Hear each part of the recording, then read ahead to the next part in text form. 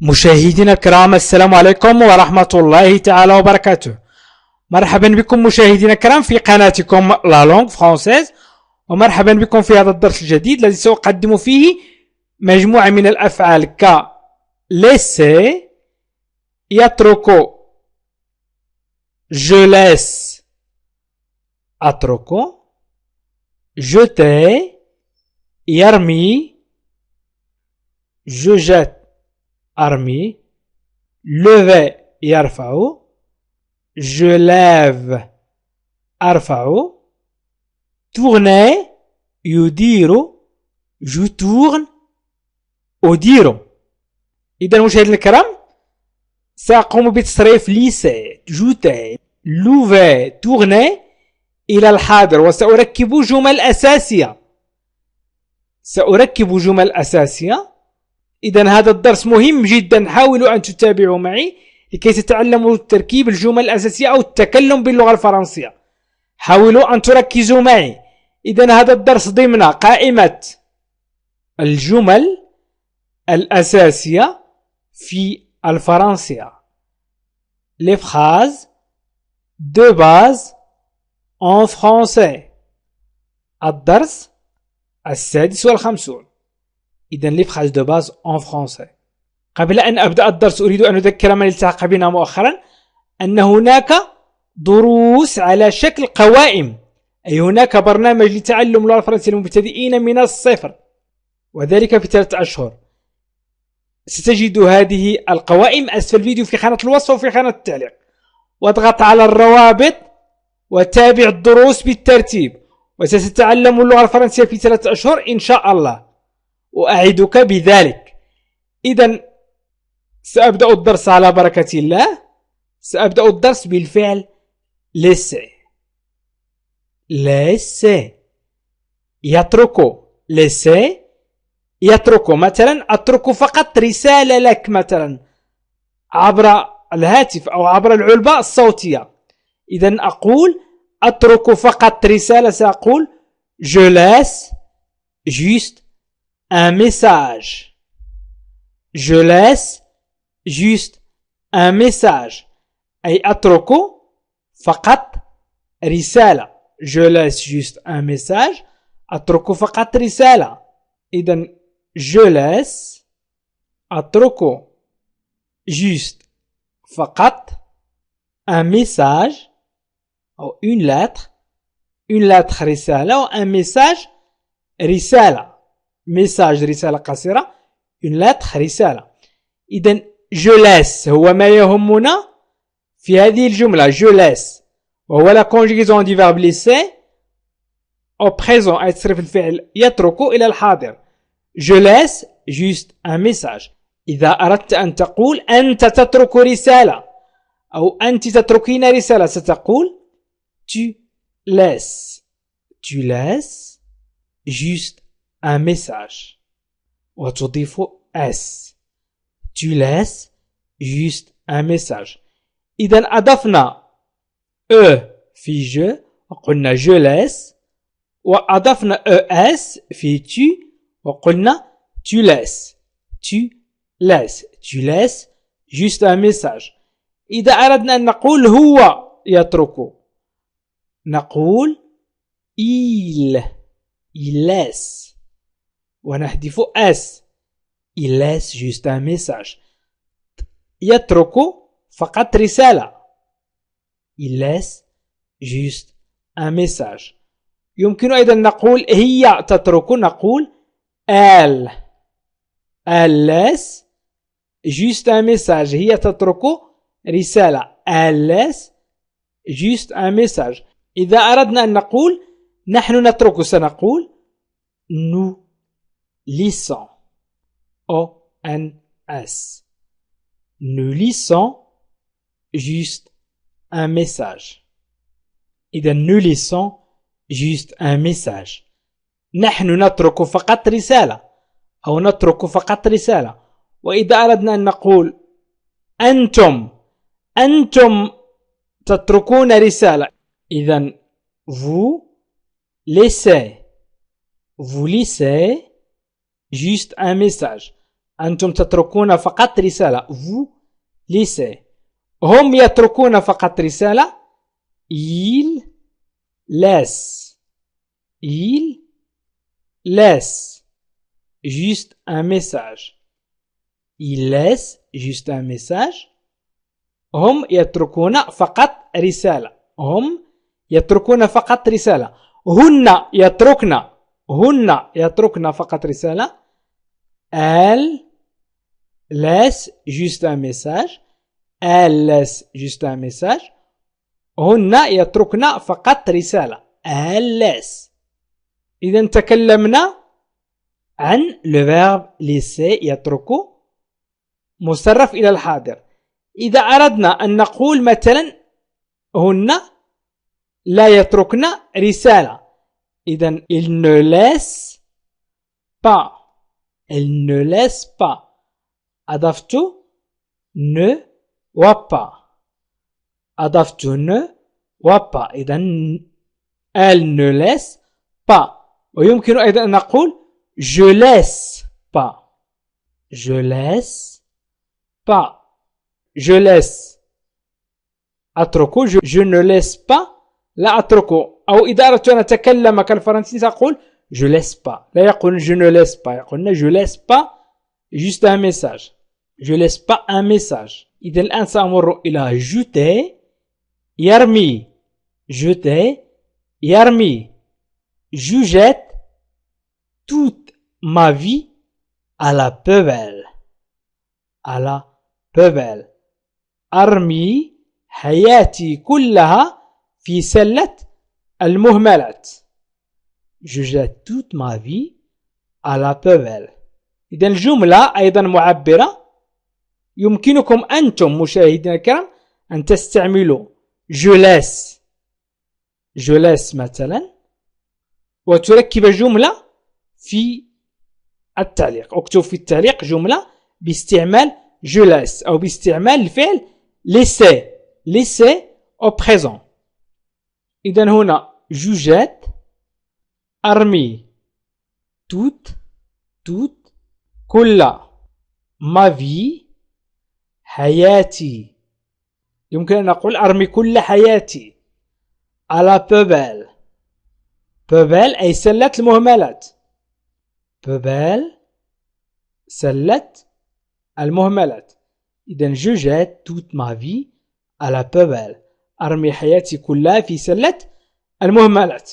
ما يهمنا الآن هو je jette.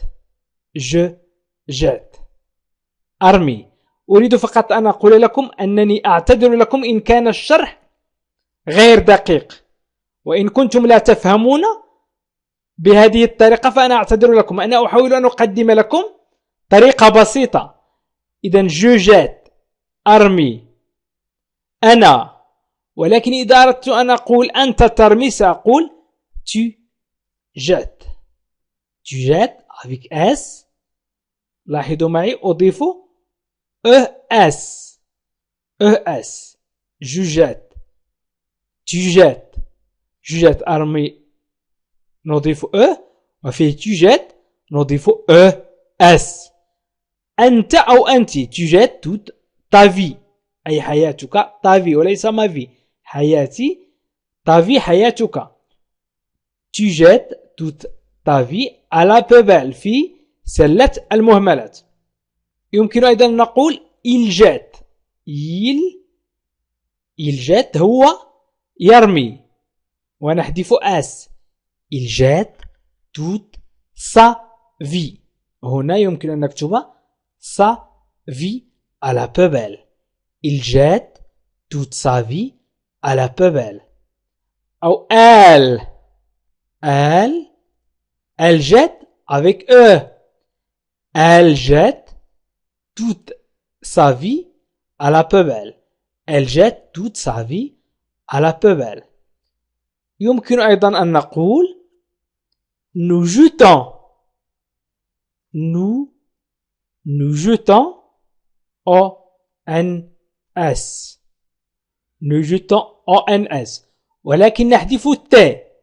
في nous و vous نضع T واحدة. إذا nous jetons أي نرمي nous jetons نحذف ER نضيف ONS وفي vous كذلك vous jetez نحذف ER ونضيف EZ vous jetez toute votre vie à la poubelle. إذن vous jetez toute votre vie à la poubelle. أو il jette هم يرمون il jette ENT ونضيف T هنا إذن de T ENT ليس كنو وفو إذن ils jettent toute leur vie à la poubelle. Ils jettent toute leur vie à la poubelle. أو يمكن أن نقول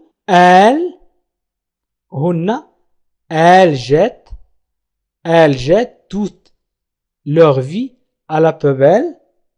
أي هن يرمين كل حياتهن في سلة المهملات. elles jettent. الآن سأمر إلى الفعل التالي وهو lever. lever يرفع lever يرفع lever يرفع je lève mes bras je lève mes bras أرفع ذراعي je lève mes bras أرفع ذراعي إذن je lève mes bras إذن je lève أرفع mes تعني الياء عي ذراعك ذراعي بغا ذراع بغا ذراع إذن je lève mes bras أرفع ذراعي هنا أتكلم عن نفسي أقول أنا أرفع ذراعي je lève mes bras أرفع ذراعي أنا ولكن إذا أردت أن أقول أنت ترفع ذراعك أو أنت ترفعين ذراعك سأقول tu lèves ونضيف S tu lèves tes bras ترفع ذراعك أو ترفعين ذراعك tu lèves tes bras هو إذا أردنا أن نقول هو يرفع ذراعه il lève ذراعه هو يرفع ذراعه il lève ses bras ses bras il lève ses bras أو هي ترفع ذراعها سنقول elle lève ses bras هي ترفع ذراعها إذا الفرق بين هي وهو وإل وآل إذا elle lève ses bras هي ترفع ذراعها نحن نرفع ذراعنا أقول nous levons nos bras nous levons nos bras لا نضيف accent ل التي هي بين L و V ونضيف ONS nous levons nos bras أو vous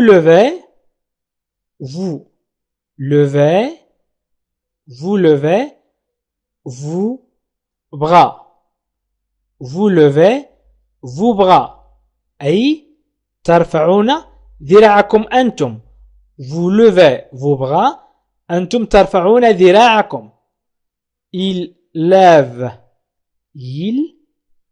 lève هو يرفع ونضع accent grave هي المائلة إلى اليمين هناك نبرة فوق أو حركة فوق مائلة إلى اليمين وتسمى l'accent grave والنبرة المائلة إلى اليسار تسمى l'accent aigu والشابو أي عندما يكون نبرة فوق على شكل شابو نقول accent circonflexe. إذن ils lèvent leurs bras. ils lèvent leurs bras.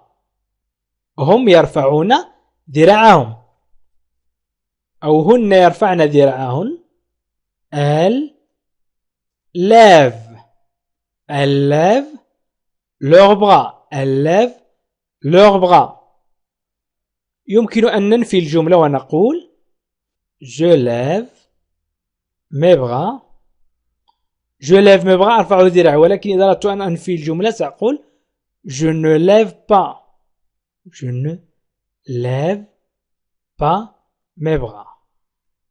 إذن ne pas تعني لا أرفع ذراعي. je ne lève pas mes bras. لا أرفع ذراعي. je ne lève pas mes bras. الآن سأمر إلى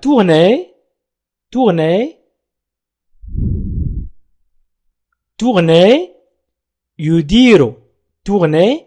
يدير. مثلا je tourne le vis. أدير البرغي.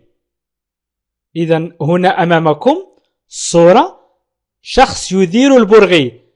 البرغي هو الذي هو أمامكم الآن. البرغي هو هذا. إذن je tourne le vis. je tourne أدير le vis البرغي. إذن أنا أدير البرغي. أنت تدير البرغي. tu tournes avec S. تدير. tu tournes le vis.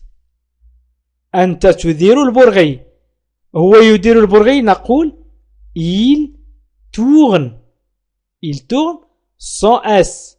il tourne le vis. يدير البرغي. ما يهمنا هو الفعل tourner مصرف إلى الحاضر.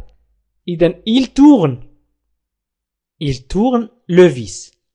هو يدير البرغي أو هي تدير البرغي. elle tourne le vis. هي تدير البرغي. يمكن أن أقول نحن ندير. nous tournons. نحن ندير. nous tournons. ONS نضيف ONS. nous tournons. vous tournez. أنتم تديرون. vous tournez. EZ. vous tournez le vis. vous tournez le vis. هم يديرون. ils avec S للجمع. ils tournent le vis. هم يديرون البرغي. ils tournent le vis. أو هن يديرن. elles tournent le vis.